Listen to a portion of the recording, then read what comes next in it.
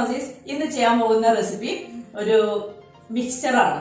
നമ്മൾ സാധാരണ രണ്ട് തരം മിക്സ്ചർ ഉണ്ടല്ലോ അല്ലേ.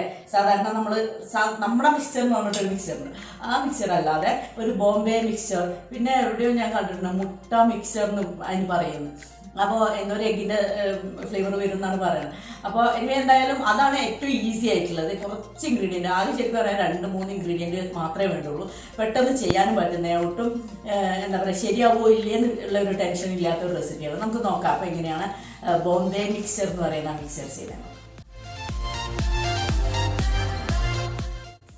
അപ്പോൾ ഇതിന് കടലമാവ് വേണം. ഞാനൊരു 3/4 കപ്പ് കടലമാവാണ് എടുത്തിട്ടുള്ളത്. ഇതിൽ നമ്മളൊരു സീക്രട്ട് ഇൻഗ്രീഡിയൻറ്റ് ചേർക്കാറുണ്ട് കേട്ടോ. അതാണ് അതിൻ്റെ ശരിക്കുള്ള ആ ഒരു ഫ്ലേവർ കൊടുക്കുന്നത്. അപ്പോൾ ഇത് ഞാൻ ലാസ്റ്റ് പറയാം. ഇത് 3/4 കപ്പ് കടലമാവ്, 1/4 കപ്പ് അരിപ്പൊടി.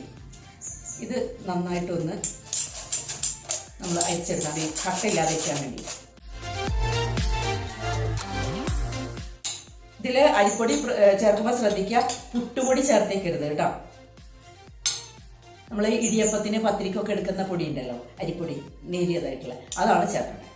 ഇതിലേക്ക് മഞ്ഞൾപ്പൊടി. ബേക്കറികളിലൊക്കെ ആകുമ്പോൾ കളറാവും ചേർക്കുന്നുണ്ടാവുക. ഞാൻ കളർ ചേർക്കുന്നില്ല.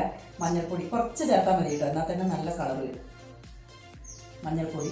ഇനി ഉപ്പ് ചേർക്കുമ്പോൾ ഒരു പിഞ്ച് ഉപ്പേ ഞാൻ ചേർക്കുന്നുള്ളൂ കേട്ടോ. ഉപ്പ് ചിലപ്പോൾ ഇത് ഉണ്ടാക്കുമ്പോൾ ഉപ്പില്ലാതെ ഉണ്ടാക്കിയിട്ട് അവസാനം ചേർക്കുകയും ചെയ്യും.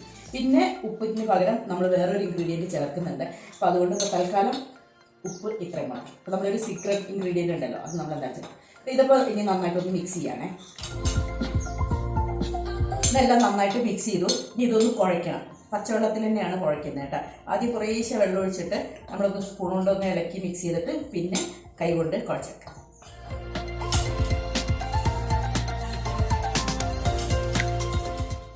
ഇതിലേക്ക് ഒരു ടീസ്പൂൺ സൺഫ്ലവർ ഓയിൽ ചേർത്തിട്ടുണ്ടേ.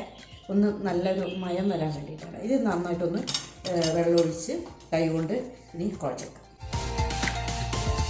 ഇതൊരു ചപ്പാത്തി മാവിൻ്റെ ഇതിൽ പോലെ കുറച്ചുകൂടെ ഒന്ന് ലൂസായിട്ട്, നമ്മൾ ഇടിയപ്പത്തിനൊക്കെ എടുക്കുമ്പോൾ ഉള്ള പോലെ കുറച്ചൊന്ന് ലൂസായിട്ട് ചെറുതായിട്ട്. ഇപ്പോൾ നമ്മൾ ഇനി അത് സേവ് ഉണ്ടാക്കാനുള്ള ഇതായിട്ടുണ്ട്. ഇനി നമ്മളത് സേവനാഴിയിൽ ഇട്ടിട്ടാണ് ചെയ്യേണ്ടത്. അപ്പം ഇങ്ങനെ നമ്മൾ നന്നായിട്ടൊന്ന് ഓയിൽ ചെയ്ത് കൊടുക്കുക.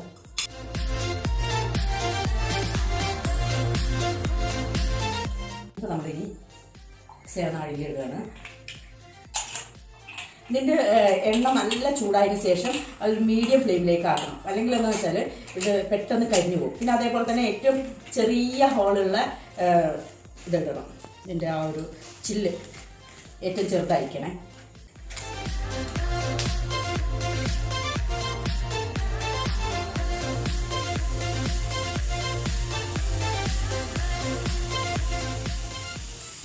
തീ അധികം കൂട്ടി വയ്ക്കരുത്, പെട്ടെന്ന് കരിഞ്ഞു പോകും. നമുക്കിത് തൊടുമ്പോഴേ മനസ്സിലാവുന്നത് ആയിട്ടുണ്ടോ എന്നുള്ളത്. അങ്ങനെ ഒരു ഡ്രൈ ആയ പോലെ ആകുമ്പോഴാണ് എടുക്കുന്നത്. നമ്മളിതൊന്ന് മറിച്ചിടണം. ഒന്നായതിനു ശേഷം ഒന്ന് മറിച്ചിടാം. ഇതുണ്ട്, പെട്ടെന്നായി കിട്ടും. ഇപ്പോൾ ഇതായിട്ടുണ്ട്. ഇത് നമുക്ക് കോരിയെടുക്കാം. ഒരു ശബ്ദം കണ്ടോ, ഇങ്ങനെ നല്ല ആയിട്ടാണ് അങ്ങനെ ശബ്ദം വരുന്നത്. ഇതിൽ ശ്രദ്ധിക്കാനുള്ളത് എന്താണെന്ന് വെച്ചാൽ നമ്മളിങ്ങനെ ചെയ്യുമ്പോഴേ ഇവിടെ നിന്ന് നല്ല ചൂട് വരികയല്ലേ. അപ്പോൾ കൈ ഇങ്ങനെ നല്ല ചൂടാവും. അതൊന്ന് ശ്രദ്ധിക്കണം എപ്പോഴും കേട്ടോ. അല്ലെങ്കിൽ കൈ പണ്ട് ഏഷ്യാനെറ്റിൽ ഞാനൊരു ഷൂട്ട് ചെയ്യുന്ന സമയത്ത് കൈ അതിൽ എണ്ണയിൽ തട്ടിയിട്ട് കൈ പൊള്ളിപ്പോയി. പക്ഷേ അത് കംപ്ലീറ്റ് ചെയ്യാതെ നിർത്താനും ഞങ്ങൾക്ക് പറ്റുന്നില്ല. അപ്പോൾ അതൊരു വല്ലാത്തൊരവസ്ഥയായിരുന്നു. ഞാനതൊന്നും മറിച്ചിടാൻ പോവുകയാണ്. പെട്ടെന്നായി കിട്ടും കേട്ടോ. പക്ഷെ അതിങ്ങനെ ഒരു പ്രസ് ചെയ്യുമ്പോൾ ഒന്ന് ശ്രദ്ധിച്ചിട്ട് വേണം പ്രസ് ചെയ്യാൻ.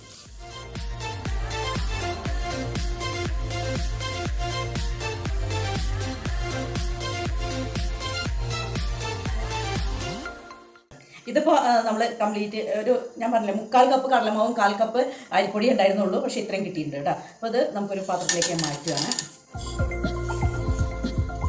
ഇതവിടെ ഇരിക്കട്ടെ. എണ്ണയൊന്നും കുടിച്ചിട്ടില്ല കേട്ടോ, എണ്ണയൊന്നുമില്ല.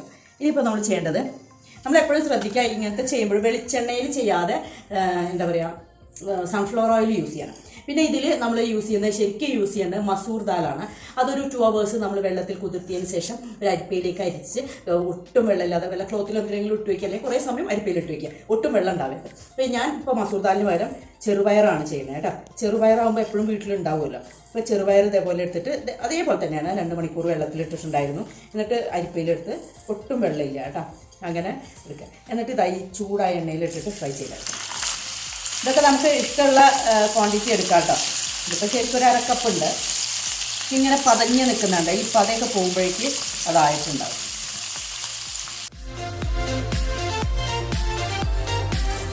ഇപ്പോൾ ഇത് ചെറുപയർ കണ്ടോ, ഞാൻ പറഞ്ഞില്ലേ ആ പതഞ്ഞ് നിൽക്കുന്നുണ്ടായിരുന്നു, അതെല്ലാം പോയി കഴിയുമ്പോഴേക്ക് ഇതായി. ഇതാ നല്ലോണം ഫ്രൈ ആയിട്ടുണ്ട്. ഇതുണ്ട്, ഇതിലേക്ക് ഇടുമ്പോൾ ഒരു ശബ്ദം കണ്ട, നല്ല മുരിഞ്ഞ് ക്രിസ്പി ആയിട്ടുള്ള ശബ്ദം.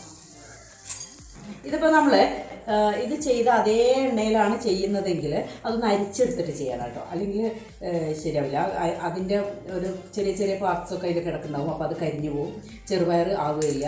അപ്പോൾ അതുകൊണ്ട് അതൊന്ന് അരിച്ചെടുത്തിട്ട് ചെയ്യാം. ഇതിനി എണ്ണ നല്ല ചൂടായിട്ടുണ്ട് കേട്ടോ. ഇനി കറിവേപ്പില,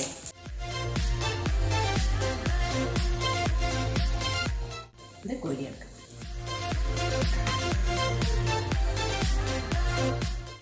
ഇത് ഇപ്പോൾ കണ്ട നല്ല ക്രിസ്പിയാണ്, തൊടുമ്പോഴേക്കിതാ ഇത് കൈ കൊണ്ടൊന്ന് ഇങ്ങനെ.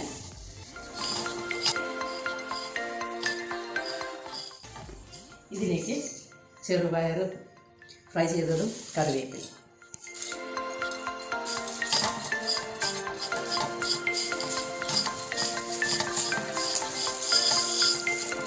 ഇനിയാണ് നമ്മുടെ സീക്രട്ട് ഇൻഗ്രീഡിയൻറ്റ് ചേർക്കാനുള്ളത്. ഇതിൽ ഒറിജിനൽ ഫ്ലേവർ കിട്ടണമെങ്കിൽ നമ്മൾ ചേർക്കേണ്ടതാണ്.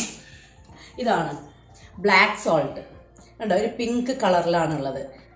ബ്ലാക്ക് സോൾട്ട് എന്നാണ് പേരെങ്കിൽ പോലും കളർ പിങ്കാണ് കേട്ടോ. ഇതിന് നല്ലൊരു ഒരു സ്ട്രോങ് ഫ്ലേവറാണ്. അപ്പോൾ അതുകൊണ്ട് വളരെ കുറച്ചേ ചേർക്കാൻ പാടുള്ളൂ കേട്ടോ. ശ്രദ്ധിച്ച് നോക്കിയിട്ട് വേണം ചേർക്കാൻ. വളരെ കുറച്ച് ചേർത്തിട്ട് നമുക്കൊന്ന് മിക്സ് ചെയ്ത് നോക്കിയിട്ട് ഒന്നുകൂടെ ചേർത്താൽ മതി. നന്നായിട്ട് ഒന്നുകൂടെ മിക്സ് ചെയ്യുക. ഇതാണ് അതിൻ്റെ ആ ഒരു ബോംബെ മിക്സറിൻ്റെ ആ ഒരു ശരിക്കും ആ ഒരു ഫ്ലേവർ കൊടുക്കുന്നത്. ഇത് നോക്കിയിട്ട് ഉപ്പ് വേണമെങ്കിൽ ബ്ലാക്ക് സോൾട്ട് കുറച്ചുകൂടെ ഇട്ട് കൊടുക്കാം.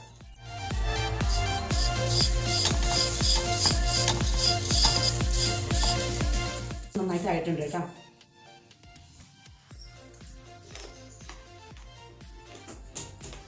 നല്ല ക്രഞ്ചി ആയിട്ടുണ്ട്. ശരിക്കും പറയുകയാണെങ്കിൽ ആകെ 2-3 ഇൻഗ്രീഡിയൻസേ ചേർത്തിട്ടുള്ളൂ, പക്ഷെ പെട്ടെന്ന് ചെയ്യാനും പറ്റുന്നതാണ്. ഇതെല്ലാവർക്കും അറിയുന്ന കാര്യമാണ്, കുറേ കാലം എടുത്ത് വയ്ക്കാനും പറ്റുന്ന നല്ലൊരു സ്നാക്കാണ്. ഇനിയിപ്പോൾ നിങ്ങൾക്ക് ബ്ലാക്ക് സോൾട്ട് ഇല്ലെങ്കിൽ സാധാരണ ഉപ്പ് തന്നെ ചേർത്തോട്ടോ. ഇത് ചേർക്കുമ്പോൾ അതിന് കൂടുതൽ നല്ലൊരു ഫ്ലേവർ ഉണ്ടെന്ന് മാത്രം. ഓക്കെ, അപ്പം എല്ലാവരും ട്രൈ ചെയ്യുക. നല്ല റെസിപ്പിയാണ്, നമുക്ക് എടുത്തു വയ്ക്കാൻ പറ്റുന്നതാണ്. ഈവനിങ് സ്നാക്കായിട്ടൊക്കെ നമ്മുടെ വീട്ടിൽ തന്നെ ഉണ്ടാക്കുമ്പോൾ നമ്മൾ വേറെ ഇൻഗ്രീഡിയൻസ് ഒന്നും ചേർക്കാതെ തന്നെ നമുക്ക് ചെയ്യാൻ പറ്റും. ഒരു 3 ഇൻഗ്രീഡിയൻ്റ് ഇതിൽ മെയിനായിട്ട് വരുന്നുള്ളൂ. ട്രൈ ചെയ്യാം.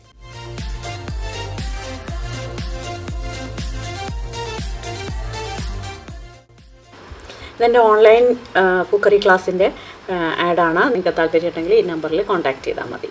എല്ലാ ടൈപ്സ് ഓഫ് ക്ലാസ്സസും നടക്കുന്നുണ്ട്. വീഡിയോ ഇൻ്ററാക്റ്റീവ് ക്ലാസ്സാണ്.